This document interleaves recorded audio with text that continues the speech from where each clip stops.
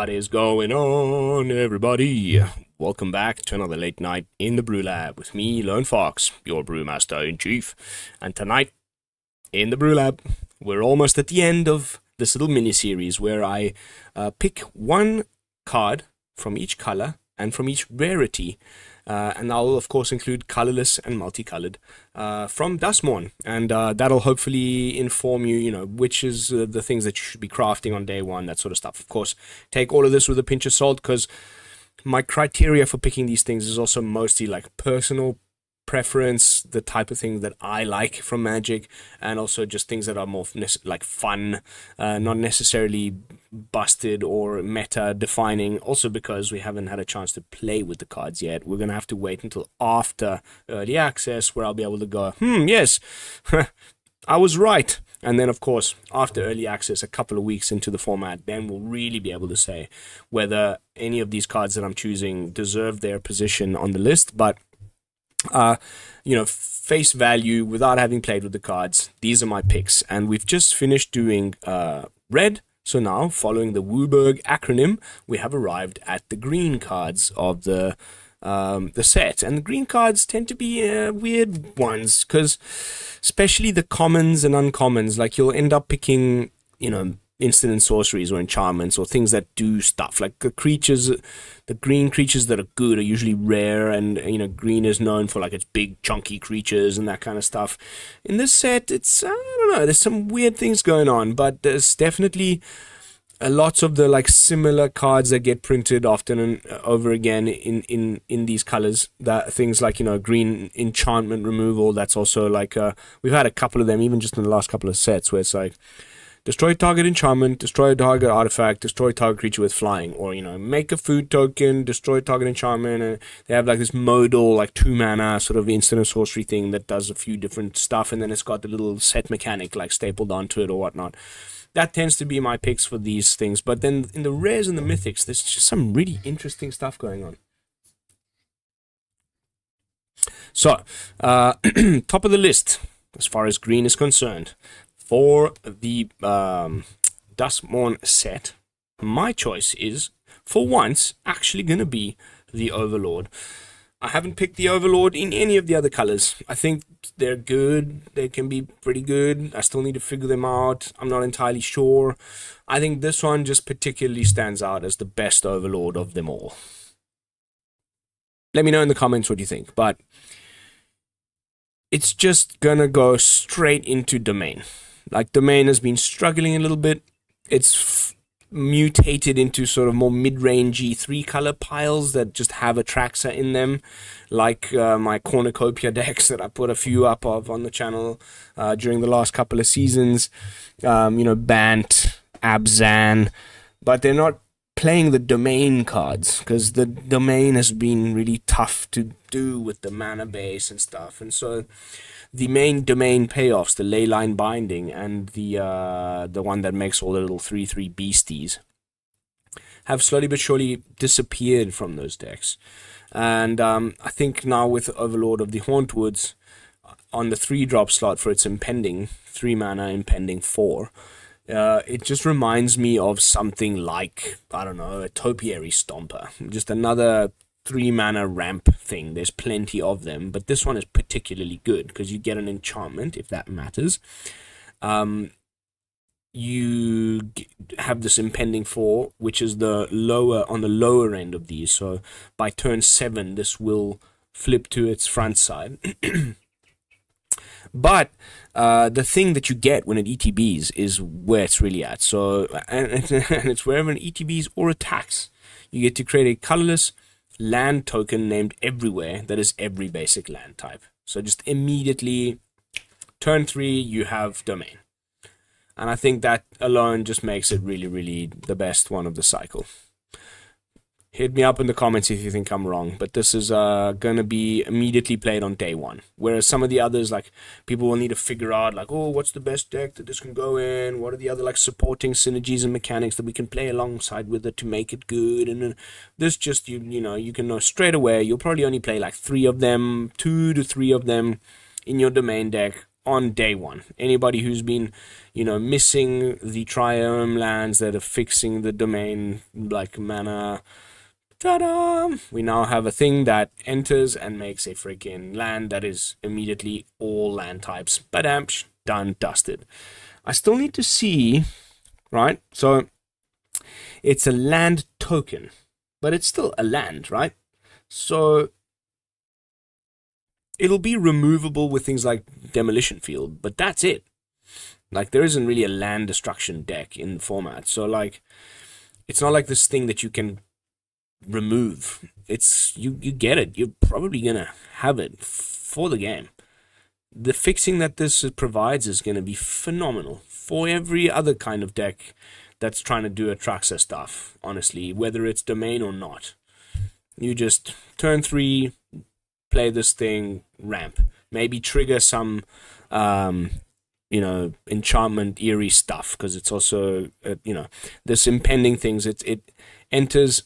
It's still it isn't a creature, but it's still going to be an enchantment. Also, very important to note, this alternate casting cost doesn't change the mana value of the thing. So if you play Up the Beanstalk on turn 2 into Overlords of the Hauntwoods on turn 3 for its impending cost, you'll still trigger the Up the Beanstalk and draw a card. So, like, that's why, straight away. Like, this is just going to immediately go into those decks. You're going to be turn 1, tapped, surveil land, whatever. Turn 2, Up the Beanstalk. Turn 3, get a land that ramps you and fixes all your domain crap, and also draw a card off the Beanstalk. Like, come on, what is there not to like? And then if it just sits there for 4 turns, you get a 6/5 beta that also continues to make more of these lands. It's not a legendary land token, you know, you're just gonna always make another one. Like, it's not legendary itself either, so you can play one on turn 3 and then play another one the next turn, and you know, maybe you just have 4 of them in the freaking deck, honestly. Like, it ends up being an alternate win con on turn what? So if you play it on turn 3, on 4, 5, 6, on turn 7 it turns into a 6/5. You potentially have, like, you know, every turn from turn 7 onwards another 6/5 just flipping and then attacking and making you more lands. Oh my god. Like, are you kidding me? This thing is banana town. I think it's gonna be everywhere. So let's see if I'm wrong. We're not much time left until we'll be able to tell. But that's definitely my pick for the best green mythic of the set. Next up, going on to rares, I just copped out. I have an honorable mention in Kona, the Rescue Beastie. Everyone's talking about this for obvious reasons. You can easily curve out and then have, like, let's say, what, the Schooner or whatever. There's so many ways you can play the 3 mana mount creature thing, that, you know, with the saddle mechanic, essentially the survival mechanic from the set. It's like, if it's tapped in your second main phase, cool things happen. So, you know, for limited, that means you're attacking, so you usually have to play it, have it survive, the next turn you attack, have it survive combat, and then you can get the value. When you include in saddle mounts and vehicles and some other stuff which we'll get to in this very video that just allow you to tap without having to risk a 4 toughness creature in combat, suddenly you can see how you can just tap this thing, no worries, right? You play, like I said, a Schooner or whatever on 2 or 3, and then play this guy, tap it to crew the Schooner, and your second main phase, you get to put any permanent from your hand into the battlefield. That's a turn 4 Atraxa in your face, and it's gonna be everywhere until people realize it's not as, you know, it's good. It's obviously good. I mean, it's only not that good because it's just obvious what everybody's going to be trying to do with it on day 1, right? So as soon as it enters the battlefield, everyone's going to be like, remove the damn thing right now. But if the opponent isn't ready for it, doesn't have the right removal, they've tapped out, whatever the thing is, you're playing this thing, and most of the time you're just going to put an Atraxa on the board for free. Or one of the plethora of broken 7 mana plus things that we're going to be having in the format. And when you include Omniscience coming in the November set with the, what are they calling it? Foundations, then, you know, Portal to Phyrexia, Atali, whatever. Like, but it's a boring choice. Everyone's talking about this. It's a very obvious low-hanging fruit sort of thing. So I just thought this would be my honorable mention for the green rares, but my actual favorite rare in green of the set has to go to the Twitching Doll. And I'm fairly certain if I'd left that little transition with a little bit of extra suspense, some of you may have thought I was going to put down that like spider vehicle thing that mills and puts the milled lands onto the battlefield. That's also was another like obvious choice, but this one is something that no one's talking about, and it's just your typical like 2 mana, you know, mana dork, but it's an artifact creature which matters for a lot of reasons. But when you create mana, you get extra oomph just for why, you know, 2 mana. You know, mana dorks are fine already. We have plenty of them, and they get played. But very much like the one from the oil set. Oh my goodness, that like it was the graveyard Haiti one. That when you tap it, exile a creature or thing from the opponent's graveyard or your graveyard, and then when it's got 3 oil counters, it gets +3/+0, whatever. You know the one I mean. That one was also really good and saw a lot of play. Where just by doing the adding of mana, you just also get some extra like sugar on top. In the case of this one, you put a nest counter on it. So on turn 3, you tap it to cast your 4-drop, and you put a twitching. You put a nest counter. And next turn, you put a nest counter. And you put a nest counter. And then at some point, you can tap it, sack it, and you create a 2/2 green spider creature token for with reach for each counter on Twitching Doll. Nice, huh? Like, that is nice, man. I'm sorry, but that is just nice. Like, at some point, when it's done doing the ramping and the mana dorking for you, and you don't really just need a 2/2 that makes mana, you just sack it and make, like, 5 spiders. Hell yeah. Like, that is such cool design. I don't know if it's, like, gonna be broken or anything, but that is just a cool card, period. 2 thumbs up. I approve this message. Only time will tell. I can't wait to test it out. But that just seems like a really, really cool card. Next up, uncommons. Had to be Patchwork Beastie. I love my patchworks. Those of you who've been following me for a while, the Patchwork Automaton. This is again a 1 mana artifact creature. It's going to go into all of your little friggin' wormlet decks and whatnot. Yes, it can't attack or block unless there are 4 or more card types among cards in your graveyard. Fine. But at the beginning of your upkeep, you may mill a card. So this just, it's like, I just love these little cards like this.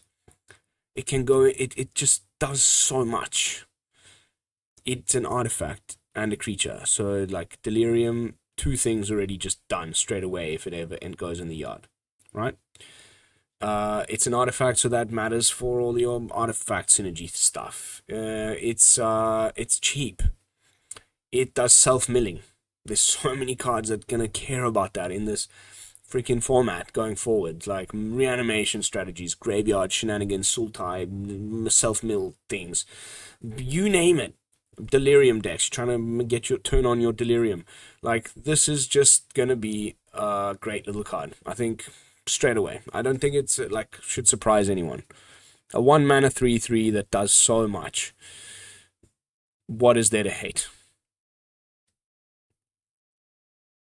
Absolutely nothing.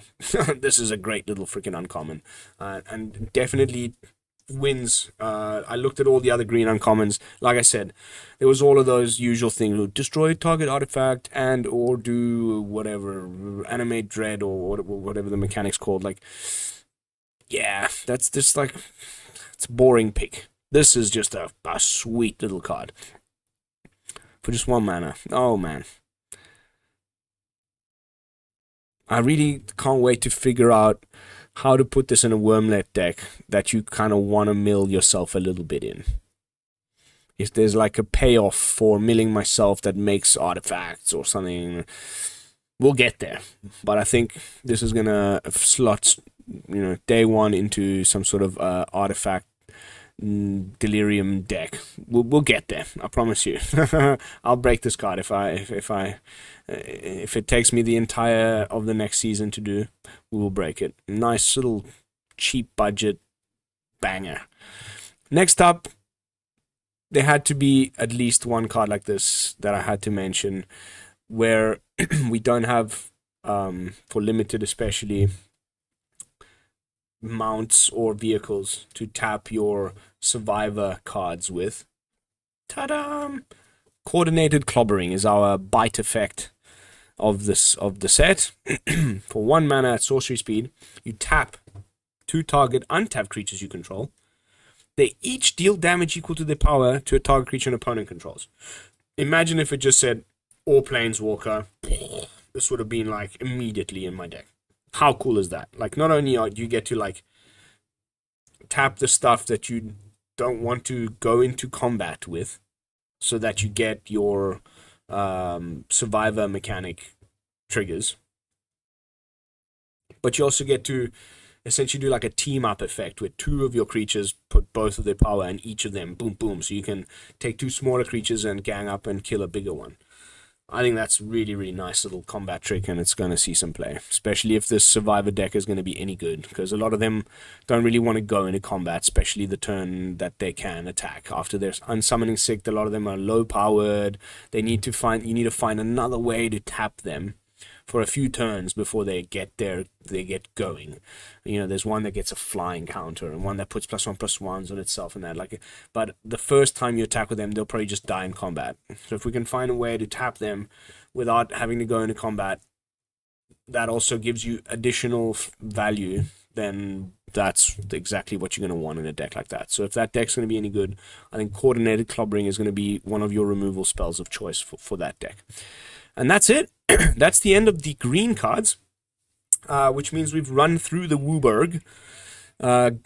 At the end of the Wooburg being green, which only leaves us with the multicolored cards and the colorless cards. And of course, with the multicolored cards, it'll be much harder to just pick one of each rarity, because there's a lot more of them. So stay tuned for that. It'll be the video right after this one. Thank you all so much for watching. As always, don't forget to like, comment, and subscribe. This is Lone Fox from the BrewLab, signing out. Peace, y'all.